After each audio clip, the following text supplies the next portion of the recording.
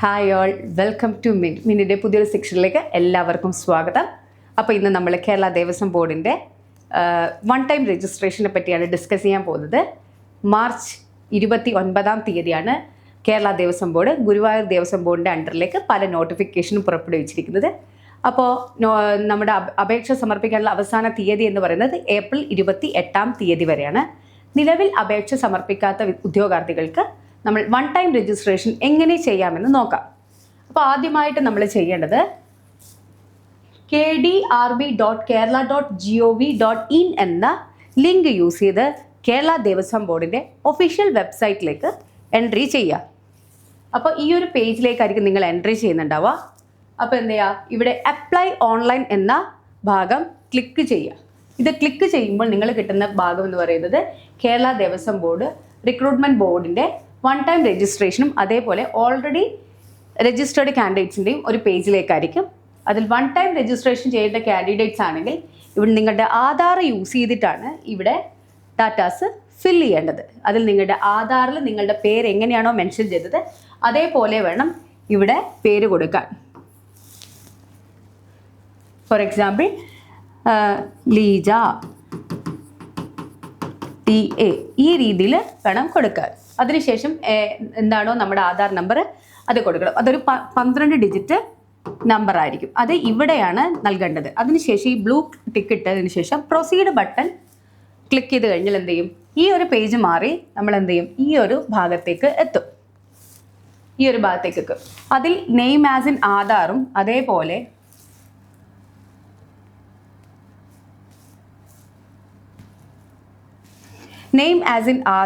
അതേപോലെ നമ്മുടെ ആധാർ നമ്പർ എന്തിരിക്കും ആ പേജിൽ ഓൾറെഡി വന്ന് സെറ്റ് ചെയ്തിട്ടുണ്ടാവും.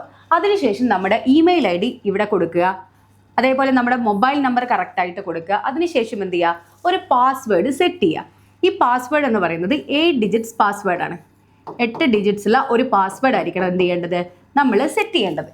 അതിലെന്തൊക്കെ ഉൾപ്പെടുത്തണം, ഒരു അപ്പർ കേസ് വേണം, ഒരു ലോവർ കേസ് വേണം, ഒരു സിമ്പൽ വേണം, അതേപോലെ എന്ത് വേണം, ഒരു നമ്പറും ഉണ്ടായിരിക്കണം. ഇങ്ങനെ വേണം നമ്മൾ പാസ്വേഡ് സെറ്റ് ചെയ്യാൻ. അതിൻ്റെ നമ്പർ ഓഫ് ഡിജിറ്റ്സ് എന്ന് പറയുന്നത് 8 ആണ്. ഏറ്റവും ചുരുങ്ങിയത് 8 ഡിജിറ്റ്സ് എങ്കിലും വേണം. നിങ്ങൾ എന്താണ് നിങ്ങളുടെ പാസ്വേഡ് സെറ്റ് ചെയ്തത് അത് കൺഫേം ചെയ്യാനുള്ള സ്ഥലമാണിത്. അപ്പോൾ അവിടെ നിങ്ങൾ ഏത് പാസ്വേഡാണോ കൊടുത്തിരിക്കുന്നത് അത് തന്നെ അവിടെയും എൻ്റർ ചെയ്യുക.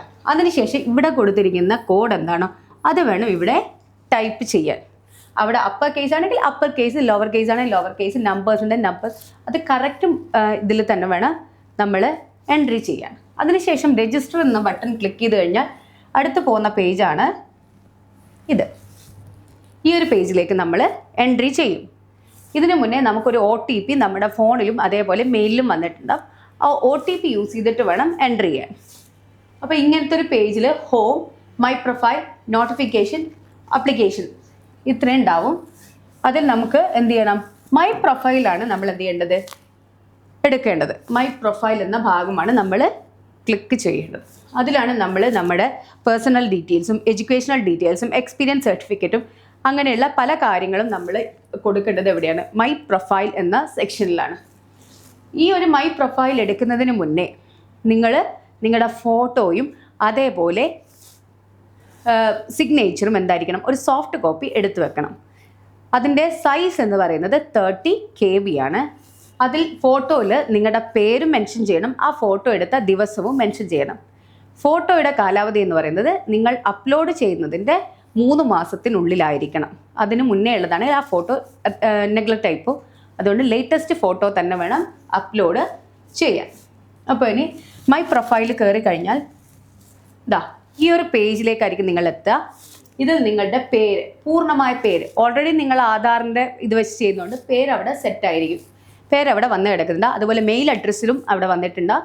നിങ്ങളുടെ മൊബൈൽ നമ്പറും വന്നിട്ടുണ്ടാവും. പേരിവിടെ വന്നിട്ടുണ്ടാവും. നിങ്ങളുടെ മലയാളത്തിലുള്ള പേരും അവിടെ വന്നിട്ടുണ്ടാവും. ഇനിയോ ഡേറ്റ് ഓഫ് ബർത്ത്, അത് ഡേറ്റ് ആദ്യം, മന്ത് രണ്ടാമത്, ഇയർ. അതിന് നിങ്ങൾ ഈ കലണ്ടർ യൂസ് ചെയ്താൽ മതി. കലണ്ടറിൽ ഫസ്റ്റ് നിങ്ങളുടെ ബർത്ത് ഇയർ ആദ്യം സെലക്ട് ചെയ്യുക. അതിൽ ബർത്ത് മന്ത് സെലക്ട് ചെയ്യുക. അതിനുശേഷം എന്ത് ചെയ്യുക, അതിൽ വേണം ഡേറ്റ് ചൂസ് ചെയ്യാൻ. അങ്ങനെയെങ്കിൽ കറക്റ്റായിട്ട് തന്നെ അത് വന്നിരിക്കും. പിന്നെ നിങ്ങളുടെ ജെൻഡർ ഏതാണെന്ന് മെൻഷൻ ചെയ്യുക. സ്ത്രീ ആണെങ്കിൽ സ്ത്രീ, പുരുഷനാണെങ്കിൽ പുരുഷൻ, അതിവിടെ മെൻഷൻ ചെയ്യുക. ഇത് ചെയ്ത് കഴിഞ്ഞാൽ ഓട്ടോമാറ്റിക്കലി ഡേറ്റ് ഓഫ് ബർത്തും അതേപോലെ ഏജും ഇവിടെ കാണിക്കും. അതിനുശേഷം നിങ്ങൾ ചെയ്യേണ്ടത് നിങ്ങളുടെ മാതൃഭാഷ സെലക്ട് ചെയ്യാനാണ്. മലയാളമാണെങ്കിൽ മലയാളം, തമിഴാണെങ്കിൽ തമിഴ്, കന്നഡ എന്ന് നിങ്ങളിവിടെ സെലക്ട് ചെയ്യുക. അതുപോലെ സിറ്റിസൺഷിപ്പ് ഇന്ത്യൻ എന്ന് അവിടെ ഓൾറെഡി സെറ്റ് ചെയ്തിട്ടുണ്ട്, അതിൽ നിങ്ങളൊന്നും ചേഞ്ച് വരുത്തണ്ട. പിന്നീട് എന്താണ്, രക്ഷാകർത്താവിൻ്റെ പേര്, അച്ഛൻ്റെ അല്ലെങ്കിൽ അമ്മയുടെ പേര് അല്ലെങ്കിൽ ഹസ്ബൻഡിൻ്റെ പേര്, ഇതാണ് നമ്മളിവിടെ ചെയ്യേണ്ടത്. അയാൾക്ക് നിങ്ങളുമായിട്ടുള്ള ബന്ധമാണ് ഇവിടെ മെൻഷൻ ചെയ്യേണ്ടത്. പിന്നെ മൊബൈൽ നമ്പർ അത് ഓൾറെഡി അവിടെ വന്ന് സെറ്റ് ആയിട്ടുണ്ട്. കാരണം നമ്മൾ ഫസ്റ്റ് തന്നെ എന്ത് ചെയ്ത് മെയിൽ അഡ്രസ്സും മൊബൈൽ നമ്പറും കൊടുത്തിട്ടാണ് നമ്മൾ പാസ്വേഡ് സെറ്റ് ചെയ്യുന്നത്. അതുകൊണ്ട് മൊബൈൽ നമ്പർ ഇവിടെ വന്ന് കിടക്കുന്നുണ്ട്. പിന്നെയോ ആധാർ നമ്പറും വന്നിട്ടുണ്ടാവും. കാരണം ആധാർ നമ്പർ ഫസ്റ്റ് നമ്മൾ ഇതിലേക്കുള്ള ഫസ്റ്റ് സ്റ്റെപ്പ് എന്ന് പറയുന്നത് എന്താ, ആധാർ നമ്പറാണ് നമ്മൾ കൊടുക്കുന്നത്. പിന്നീട് നിങ്ങളുടെ മതം ഏതാണെന്ന് മെൻഷൻ ചെയ്യണം. അതിൽ നിങ്ങളുടെ കാറ്റഗറി ഏതാണെന്നും അതേപോലെ നിങ്ങൾ ജാതി എന്താണെന്നും കൃത്യമായി നൽകണം. അതിനുശേഷം നിങ്ങൾക്ക് എന്തെങ്കിലും തരത്തിലുള്ള റിസർവേഷൻ ആവശ്യമുണ്ടെങ്കിൽ ഉണ്ട് എന്ന് മെൻഷൻ ചെയ്ത് കഴിഞ്ഞാൽ അതിൻ്റെ ഡാറ്റാസ് നിങ്ങൾ എടുത്തു വെക്കണം. ഇല്ല എങ്കിൽ പിന്നെ അതിനെപ്പറ്റി ആലോചിക്കണം. അടുത്തത് എന്താണ്, നിങ്ങൾ ദേവസ്വം ബോർഡിൽ ജോലി ചെയ്തിട്ടുണ്ടോ എന്നാണ്. ദേവസ്വം ബോർഡിൽ ജോലി ചെയ്തിട്ടുണ്ടെങ്കിൽ അതിന് ഗസറ്റഡ് ഓഫീസർ റാങ്കിലുള്ള ആൾ സൈൻ ചെയ്ത സർട്ടിഫിക്കറ്റ്സ് നിങ്ങൾ കരുതണം. അല്ല എങ്കിൽ അത് ഒഴിവാക്കിയാൽ മതി. അടുത്തത് എന്താണ്, എക്സ് സർവീസ് മിലിറ്ററി ഏരിയയിൽ വർക്ക് ചെയ്തിട്ടുണ്ടെങ്കിൽ അതിവിടെ മെൻഷൻ ചെയ്യണം. അതേപോലെ നിങ്ങൾക്ക് എന്തെങ്കിലും ഭിന്നശേഷി വിഭാഗത്തിൽ പെട്ടതാണെങ്കിൽ അതും നിങ്ങൾ മെൻഷൻ ചെയ്യണം. അല്ലെങ്കിൽ ഇതൊക്കെ നോ എന്നോ നില്ലെന്നോ അടിച്ചിട്ട് അത് ഒഴിവാക്കി കളഞ്ഞാൽ മതി. ഇനി അടുത്ത പേജല്ല ഇതിൻ്റെ സബ് താഴെ വരുന്നത് അത് ഇങ്ങനെയാണ്. ഇതാണ് നമ്മുടെ കോൺടാക്ട് ഡീറ്റെയിൽസ്. ഇപ്പം നമ്മൾ എന്താണ് കൊടുത്തത്, പേഴ്സണൽ ഡീറ്റെയിൽസ് ആയിരുന്നു കൊടുത്തത്. ഇവിടെ നമ്മൾ എന്താ ചെയ്യുന്നത്, കോൺടാക്ട് ഡീറ്റെയിൽസ് ആണ് കൊടുക്കുന്നത്. കോൺടാക്ട് ഡീറ്റെയിൽസ് ഫസ്റ്റ് തന്നെ നമ്മുടെ മൊബൈൽ നമ്പർ വന്ന് സെറ്റ് ചെയ്തിട്ടുണ്ടാവും. പിന്നീടോ നമ്മുടെ പെർമനൻറ്റ് അഡ്രസ്സ്, അത് നിങ്ങൾ SSLC ബുക്കിലുള്ള പെർമനൻറ്റ് അഡ്രസ്സ് തന്നെ വേണം നിങ്ങൾ ഇതിവിടെ എൻട്രി ചെയ്യാൻ.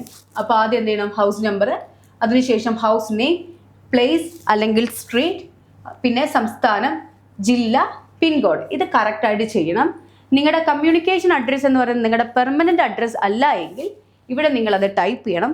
പെർമനൻറ്റ് അഡ്രസ്സും കമ്മ്യൂണിക്കേഷൻ അഡ്രസ്സും ഒന്ന് തന്നെയാണെങ്കിൽ ഇത് ക്ലിക്ക് ചെയ്ത് കഴിഞ്ഞാൽ അത് ഓട്ടോമാറ്റിക്കലി ഇവിടെ വന്ന് സേവ് ആയിക്കോളും. ഇനി അടുത്തത് എന്താ, ഇവിടെ സബ്മിറ്റ് ബട്ടൺ അടിക്കുക. അപ്പോൾ അടുത്ത പേജിലേക്കാണ് പോകുന്നത്.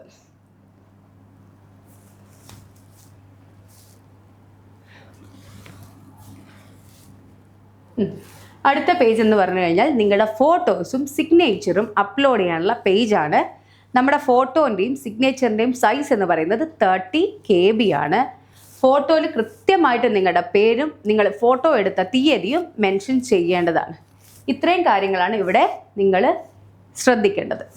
അപ്പോൾ ഇത് സോഫ്റ്റ് കോപ്പി ആയിട്ട് തന്നെ എടുക്കണം.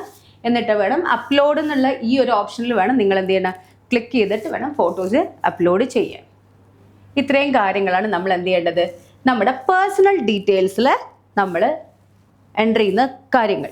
ഇനി അടുത്തത് എന്താണ്, എഡ്യൂക്കേഷണൽ ക്വാളിഫിക്കേഷൻ. നിങ്ങൾ എഡ്യൂക്കേഷണൽ, അതുപോലെ നിങ്ങൾക്ക് വെയിറ്റേജ് ഒക്കെ ഉണ്ടെങ്കിൽ അതൊക്കെ മെൻഷൻ ചെയ്യേണ്ട പേജാണിത്. എഡ്യൂക്കേഷണൽ ക്വാളിഫിക്കേഷനാണ് പിന്നീട് നിങ്ങൾ ചെയ്യേണ്ടത്.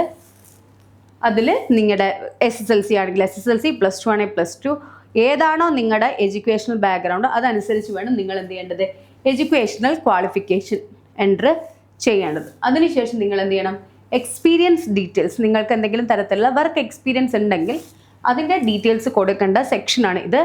അതേപോലെ നിങ്ങൾ ദേവസ്വം ബോർഡിൽ വർക്ക് ചെയ്തിട്ടുണ്ടെങ്കിൽ അതിൻ്റെ സർവീസസും കാര്യങ്ങളൊക്കെ ചെയ്യാനുള്ള പേജാണ് സർവീസ് എന്ന് പറയുന്നത്. ഇതിന് ശേഷം അടുത്ത സെക്ഷൻ എന്ന് പറഞ്ഞു കഴിഞ്ഞാൽ ഇത് നിങ്ങൾക്ക് ഭിന്നശേഷി അല്ലെങ്കിൽ എക്സ് സർവീസ്മെൻ, വിധവ, അങ്ങനത്തെ ഏതെങ്കിലും ഒരു സെക്ഷനിലാണെങ്കിൽ അതിൻ്റെ ഡാറ്റാസ് കൊടുക്കാനുള്ള സെക്ഷനാണ് ഇത്. അവിടെ നമുക്ക് വെയിറ്റേജ് എന്തെങ്കിലും കിട്ടാനുണ്ടെങ്കിൽ അത് എൻ്റർ ചെയ്യേണ്ട പ്ലേസ് ആണിത്. അതിനുശേഷം അതേപോലെ നമ്മുടെ പ്രിഫറൻസ് ഡീറ്റെയിൽസ്, അത് നിലവിൽ നമുക്ക് ഏതിനാണ് പ്രിഫറൻസ് കൊടുക്കുന്നത് അത് കൊടുക്കേണ്ട സെക്ഷനാണ് ഇത്. പിന്നെ ഇത് ഫിറ്റ്നസ് ഡീറ്റെയിൽസ്, അതിൽ നമ്മുടെ ഹൈറ്റ്, ചെസ്റ്റ്, അതേപോലെ വിഷൻ, അങ്ങനത്തെ കാര്യങ്ങളൊക്കെ എൻ്റർ ചെയ്യേണ്ട സ്ഥലമാണിത്. അതായത് നമ്മുടെ ഫിസിക്കൽ ഫിറ്റ്നസിൻ്റെ സർട്ടിഫിക്കറ്റ്സിലുള്ള ഡാറ്റയാണ് ഇവിടെ നമ്മൾ എൻ്റർ ചെയ്യേണ്ടത്. പിന്നീട് നമ്മൾ കൊടുക്കേണ്ടത് പബ്ലിക് ഡീറ്റെയിൽസ് ആണ്, പബ്ലിക്കേഷൻ ഡീറ്റെയിൽസ്, അത് നമ്മൾ എൻ്റർ ചെയ്യേണ്ട. ഇത്രയും കൊടുത്തു കഴിഞ്ഞാൽ നമ്മുടെ മൈ പ്രൊഫൈൽ എന്നുള്ള പേജിൻ്റെ പ്രിവ്യൂ നമുക്ക് ലഭിക്കും. അത് നമ്മൾ ചെക്ക് ചെയ്തിട്ട് എല്ലാം ഓക്കെ ആണെങ്കിൽ മാത്രം എന്ത് ചെയ്യുക, സബ്മിറ്റ് കൊടുക്കുക. സബ്മിറ്റ് കൊടുത്തതിന് ശേഷം പേയ്മെൻറ്റ് മോഡിൽ പോയിട്ട് സബ്മിറ്റ് കൊടുത്തതിന് ശേഷം നിങ്ങളുടെ നോട്ടിഫിക്കേഷനിൽ പോയി കഴിഞ്ഞാൽ നിങ്ങൾക്ക് എലിജിബിൾ ആയിട്ടുള്ള നോട്ടിഫിക്കേഷൻസ് അവിടെ കാണിക്കും. അതിൽ നിങ്ങൾക്ക് വേണ്ടത് ക്ലിക്ക് ചെയ്ത് പോയാൽ മതി. അതിനുശേഷം എന്ത് ചെയ്യുക, നിങ്ങൾക്ക് അതിനനുസരിച്ചുള്ള പേയ്മെൻറ്റ് ഓൺലൈൻ ത്രൂ തന്നെ അടയ്ക്കാൻ പറ്റും. അപ്പോൾ ഇതാണ് ഒരു one time registration Kerala Devaswom ബോർഡിൻ്റെ. ഈ ഒരു കാര്യം നിങ്ങൾക്ക് മനസ്സിലായിട്ടുണ്ടെങ്കിൽ ഞങ്ങളുടെ പേജ് ലൈക്ക് ചെയ്യുക, ഷെയർ ചെയ്യുക, സബ്സ്ക്രൈബ് ചെയ്യുക. താങ്ക്